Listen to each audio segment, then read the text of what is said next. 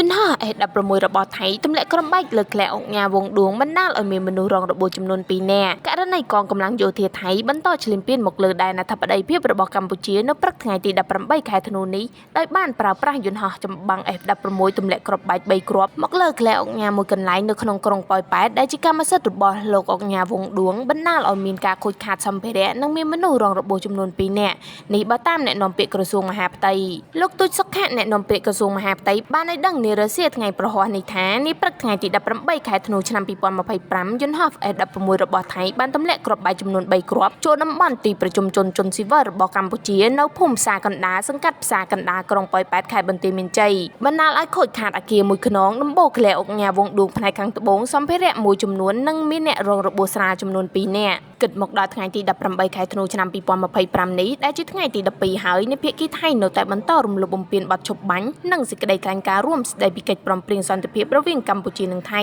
ដែលភាគីកម្ពុជានិងភាគីថៃបានចុះហត្ថលេខាកាលពីថ្ងៃទី26ខែតុលាឆ្នាំ2025នៅថ្ងៃទី18ខែធ្នូនេះយោធាថៃបានប្រើយន្តហោះចម្បាំង F16 ទម្លាក់គ្រាប់បែកក្នុងភូមិសាស្ត្រភ្នំខ្មោចនាវេលាម៉ោង